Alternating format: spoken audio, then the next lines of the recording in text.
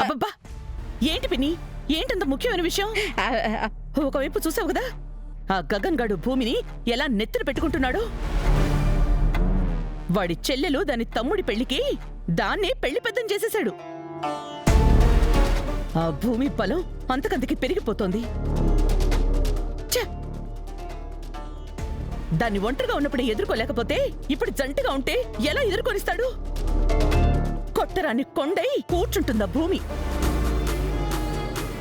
బా దాన్ని ఆ గగన్ గడి నెత్తిమించి ఎలా దింపాలని, ఎలా తీసి దాన్ని నేలకేసి కొట్టాలని నేను సతమతం అవుతుంటే రామాయణంలో పెడుకుల వేటలాగా ఏదో ముఖ్యమైన విషయం ఉంటూ తీసుకొచ్చావు. ఏంటది? అదేనమ్మాయి, పెళ్లి గురించి మాట్లాడదామనే తీసుకొచ్చాను. పెళ్ళా? ఎవరు పెళ్ళి? ఆ శివాపూరిల పెళ్లి గురించా? చిచి, ఎంతసేపు మన శత్రువుల ఇంట్లో జరిగే పెళ్లి గురించేనా? మన ఇంట్లో జరగాల్సిన పెళ్లి గురించి కూడా ఆలోచించాలి కదమ్మాయి. ఇంకెక్కడి మన ఇంట్లో పెళ్ళి? ఊహించని ఉడతలా ఆ చెర్రీగాడొచ్చి మన నక్షత్ర జీవితంలో పడిపోయాడు కదా. వాడు పైకి పోతేనే గాని ఇప్పుడప్పుడే నేను మన నక్షత్ర పెళ్లి గురించి ఆలోచించలేను. నో, నువ్వేమీ తెలియని దానిలాగా మరీ అమాయకురాల్లాగా మాట్లాడుతున్నావు అమ్మాయి. ఓ, నువ్వు అడుగుతోంది బిందు పెళ్లి గురించా? చేద్దాంలే, దానికి ఇప్పుడు అంత తొందరే ఉంది. ఏ, మన ఇంట్లో పెళ్లి కాని కన్నె పిల్లలు ఆ బిందు తప్ప ఇంకెవ్వరూ లేరా? ఇంకెవరున్నారు పిన్ని? మరే నేను లేనా పిన్ని? ఇదిగో అమ్మాయి, నువ్వు అలా కోప్పడకూడదు. ఎంత వయసు వచ్చినా ఒక ఆడదానికి పెళ్లి కాకపోతే తను పెళ్లి కాని కన్నెపిల్ల కిందే లెక్క కదా. అయితే నన్ను ఇప్పుడు ఏం చేయమంటావు పిన్ని? ఊరూరు వెతికి నీకో సంబంధం చూసి పెళ్లి చేయనా? నీకు ఆ శ్రమ అవసరం లేదమ్మాయి. మీ బాబాయ్ నాకు కనిపించారు, కాకపోతే నువ్వే కనిపెట్టాలి. అది చెప్దామని నేను ఇక్కడికి తీసుకొచ్చాను. పిచ్చి పిచ్చిగా మాట్లాడుకు పిన్ని. నీకు కనిపించడం ఏంటి, నేను కనిపెట్టడం ఏంటి? అంటే నాకు పెళ్లి యోగం ఉందో లేదో తెలుసుకుందామని గుడికి వెళ్లి జ్యోతిష్యుని కలిశానమ్మాయి. ఆయన ఉందనే చెప్పాడు. నాకు 2 ఇచ్చాడు కూడా. ఏంటిది? గోళీలు. అవి వేస్తే ఎవరి ముందైతే ఆగుతాయో అతనే నీ భర్త అని చెప్పాడు. నేను వేశాను. వేగానే కరెక్ట్గా వెళ్ళి మీ బాబాయ్ ముందు ఆగాయి.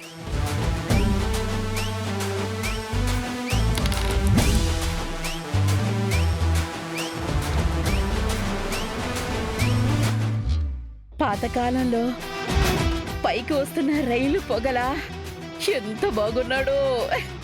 అంటే నల్లగా ఉన్నాడా? బాగానే క్యాచ్ చేసావు అమ్మాయి. కనిపించారు అంటున్నావు కదా, అదే విధంగా ఇంటికి తీసుకొస్తే నేను మాట్లాడి నీకు సంబంధం కుదిర్చేసేదాని కదా. అదేనమ్మాయి విధి విచిత్రం. ఇలా కనిపించినట్టే కనిపించి అలా మాయం అయిపోయారు. మా ప్రేమ కథలో కూడా దాగుడు మూతల్లాంటి తీపి గుర్తులు ఉండాలని కాలం అమ్మాయి, కాలం అలా మాయం చేసినట్టుంది. నీ ప్రేమ కథ?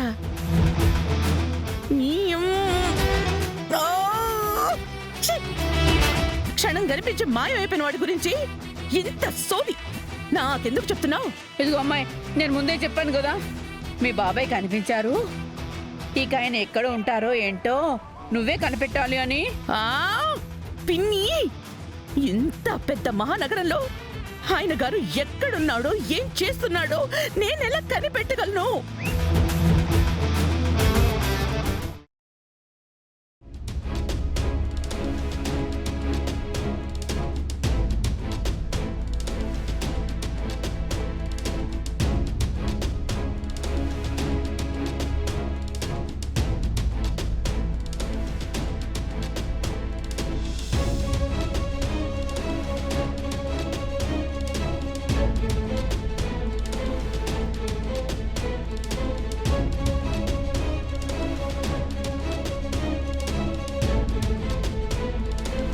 ఏంటమ్మా, ఏదో మాట్లాడాలన్నావంట? అది పూరి శివల పెళ్లి గురించిరా.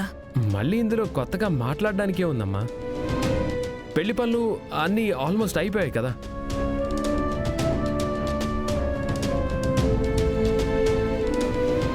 పెళ్లి పెద్దగా ఇదిగో మన భూమి ఉంది కదా, అన్నీ చూసుకుంటుందిలే. ఇంకేం మాట్లాడతాం? ఈ పెళ్లిలో అతి ముఖ్యమైన ఘట్టం ఒకటి ఉంటుందిరా. అదే ఇంటల్లుడికి కాళ్ళు కడిగి కన్యాదానం చేసే ఘట్టం. మరది ఎవరు చేస్తారా? అమ్మా, ఇంకెవరు? నేను భూమి చేస్తాం కదా.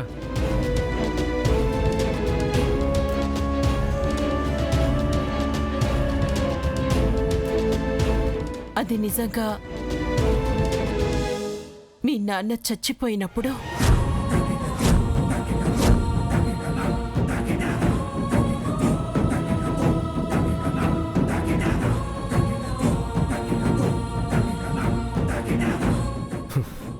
ఆయన టాపిక్ తీసుకురావద్దని నీకు ఎన్నిసార్లు చెప్పాను. నా దృష్టిలో ఆయన ఎప్పుడో చచ్చిపోయాడు.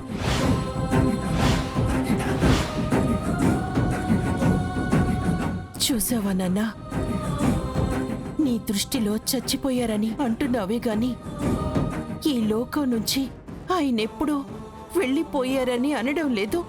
అమ్మా, ఇప్పుడు ఈ టాపిక్ ఎందుకు?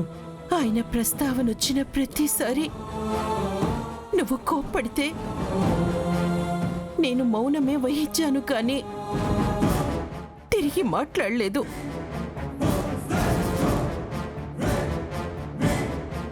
కానీ ఈరోజు నాకు మాట్లాడే అవకాశం ఇవ్వరా ప్లీజ్? బావా ప్లీజ్, అత్తయ్య ఏదో మాట్లాడాలనుకుంటున్నారు కదా, విను బావా. వింటేనే కదా అవతల వాళ్ళు ఏం చెప్పాలనుకుంటున్నారో మనకు అర్థమయ్యేది.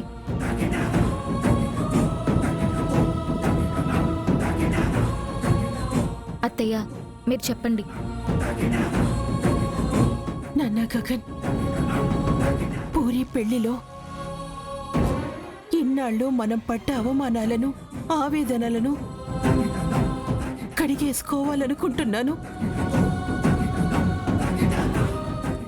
గొప్పగా పెళ్లి చేసి మన ఇంటికి గౌరవాన్ని తెచ్చుకోవాలనుకుంటున్నాను. గొప్పగా పెళ్లి చేస్తే డబ్బున్న వాళ్ళు గనక అంత గొప్పగా పెళ్లి చేశారంటారు గాని మన ఇంటికి గౌరవాన్ని ఆపాదించరు. పెళ్లికి వచ్చిన ప్రతి ఒక్కరూ పెళ్లి కూతురి నాన్న ఏరే అని మాట్లాడుకుంటారు.